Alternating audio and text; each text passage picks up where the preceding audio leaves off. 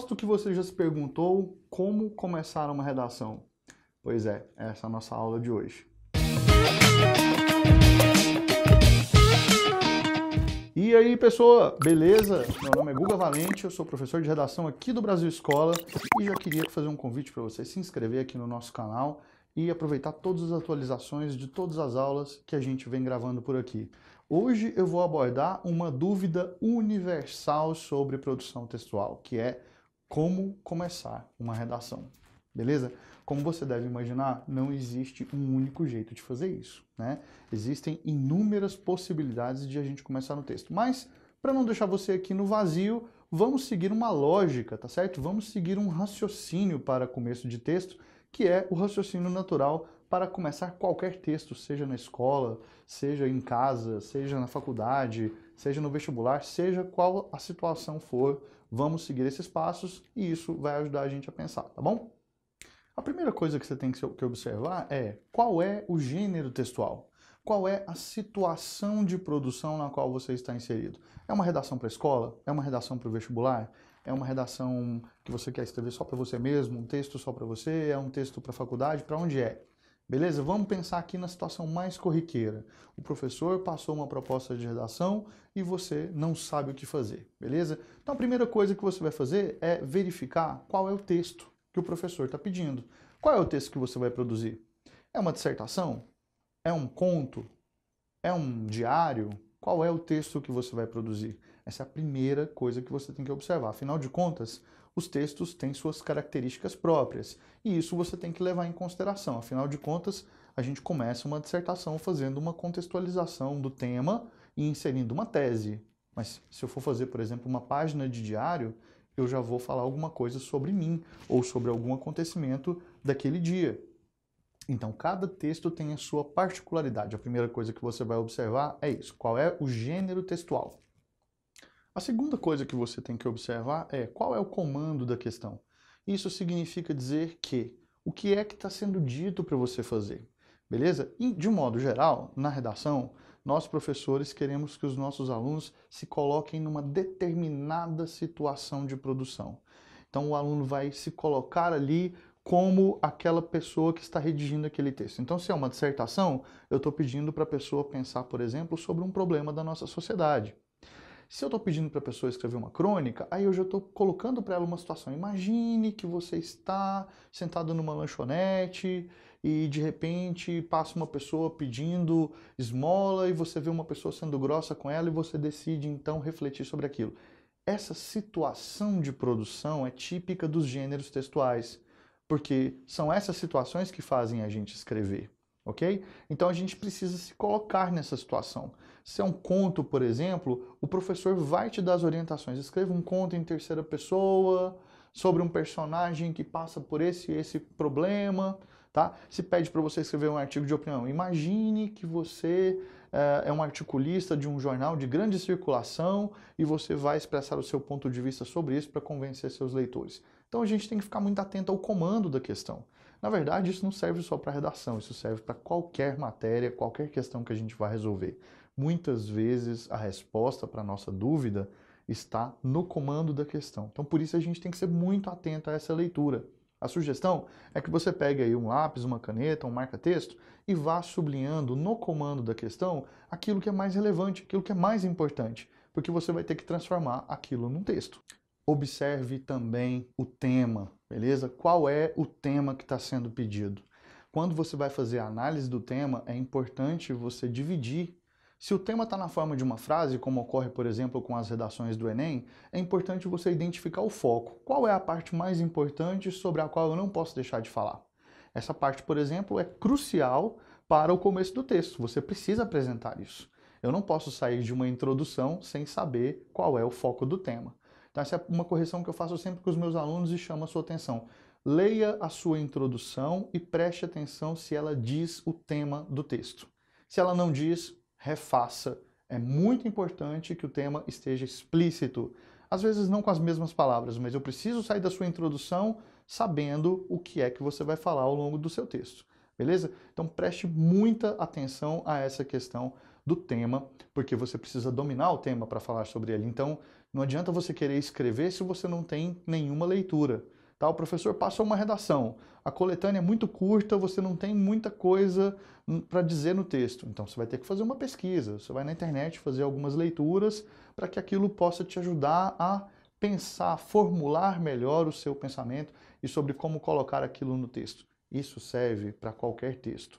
Não é mal nenhum fazer pesquisa na internet. O erro do aluno é copiar textos da internet na sua redação. Isso você não vai fazer, você é um cidadão ético, você é uma pessoa correta e não tem por que você ficar querendo passar ninguém para trás. Aliás, a primeira pessoa que você passa para trás quando você faz isso é você mesmo. Então, qual que é a dica? Faça suas leituras, recolha as informações importantes e coloque isso com as suas palavras no texto, que com certeza vai dar muito certo. Bom, agora eu vou fazer leitura de 3 comandos de questão com vocês, de importantes universidades e do Enem, para vocês verem como é que isso funciona na prática. Vamos começar com o tema da FUVEST 2019. Olha só o que diz o comando da questão. Considerando as ideias apresentadas no texto, nos textos e também outras informações que julgar pertinentes, redija uma dissertação em prosa na qual você exponha seu ponto de vista sobre o tema. De que maneira o passado contribui para a compreensão do presente? Então você tem ali uma série de textos motivadores, além dos textos que você traz consigo, além das informações que você tem ao longo aí da sua formação, tá? Que você vai usar no texto também. Então observe aqui no texto que a gente está colocando na tela os destaques que eu fiz. Esses destaques são os destaques que você tem que fazer na hora que você está lendo o comando de uma questão, para você poder se concentrar naquilo que é fundamental, tá certo? Então, nesse tema que fala sobre de que modo o passado contribui para a compreensão do presente, você não vai responder somente essa questão, você vai dialogar com os textos motivadores e, obviamente, fazer uma leitura do país, do momento em que você está vivendo. Essa discussão não veio para o vestibular à toa, ela veio dentro de um contexto sociopolítico que é importante ser levado em consideração. Passemos agora para o Enem 2018, essa prova que foi um pouco diferente das provas de anos anteriores, né? Mudou um pouquinho a perspectiva do tema, foi um tema um pouco mais excludente, na minha opinião, em relação a outros, mas continua sendo uma prova relativamente fácil, né? Desde que a gente siga esses parâmetros que são pedidos ali, né? Desde que a gente siga as competências que estão sendo cobradas, não é uma prova difícil. Olha só o que diz o comando de questão do Enem, que é o mesmo há muitos anos. A partir da leitura dos textos motivadores e com base nos conhecimentos construídos ao longo de sua formação, redija um texto dissertativo argumentativo em norma padrão da língua portuguesa sobre o tema A manipulação do comportamento do usuário pelo controle de dados na internet, apresentando proposta de intervenção que respeite os direitos humanos. Selecione, organize e relacione de forma coerente e coesa argumentos e fatos para a defesa do seu ponto de vista. Esse comando de questão do Enem, para mim, é um dos melhores. Eu vou responder para você a pergunta que você acabou de pensar aí. Por quê? Porque ele traz para a gente uma receita de como fazer uma boa redação. Veja bem, ele diz assim, a partir da leitura dos textos motivadores, então leve em consideração os textos que você leu, e com base nos conhecimentos construídos ao longo de sua formação, ou seja, a sua enciclopédia pessoal de conhecimento, redija um texto dissertativo argumentativo, tananã, sobre o tema tal, apresentando proposta de intervenção, ou seja, obedecendo à competência que é exigida nessa prova, né? Respeitando os direitos humanos, é outra característica importante para um texto dissertativo. E aí ele diz o seguinte, selecione, organize e relacione de forma coerente e coesa argumentos e fatos para a defesa do seu ponto de vista. Ou seja, se você seguir isso passo a passo, você tem uma redação. Então, por isso eu considero esse um dos melhores comandos de questão de provas que eu já vi no Brasil. Acho muito bom. Os vestibulares que cobram gênero também específicos, né? Assim, gêneros que podem variar, diferentes da dissertação, também costumam ser provas muito boas, como a gente vai ver agora na prova da Unicamp desse ano. Uma das propostas da Unicamp desse ano dizia o seguinte, o comando. Você é um estudante do ensino médio da rede pública estadual e soube de um acontecimento revoltante na sua escola. Sua professora de filosofia recebeu ofensas e ameaças anônimas por suposta tentativa de doutrinação política ao ter iniciado o curso sobre as origens da cidadania e dos direitos humanos modernos com o texto a seguir. Aí a prova apresenta um texto, né, que fala sobre a questão lá na Grécia. A direção da escola ainda não se manifestou publicamente sobre o episódio. Agora vem o comando da questão. Veja, indignado ou indignada com a tentativa de censura que a professora sofreu por propor aos alunos reflexões fundamentais à formação cidadã, você decidiu escrever o texto de um abaixo-assinado encaminhado à direção da escola em nome dos estudantes. Então, é para você escrever o texto de um abaixo-assinado, ou seja, você precisa se colocar no lugar desse estudante para poder fazer a prova. Isso vale para qualquer redação que você vai fazer, você precisa se colocar no lugar de alguém que precisa falar sobre aquilo, que precisa dizer aquilo, ok? Olha o resto. Em nome dos estudantes, no qual, né, esse texto do abaixo-assinado deve 1.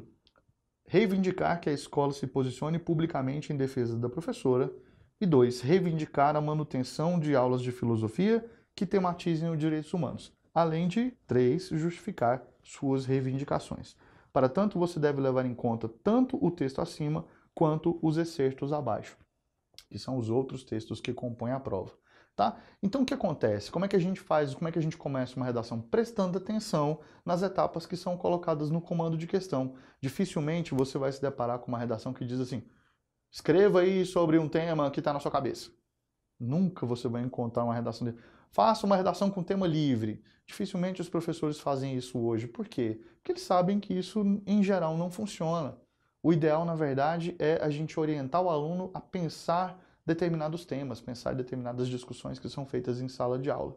Então, por isso, a gente considera super importante seguir esses passos e levar muito em consideração aí o comando de questão, beleza?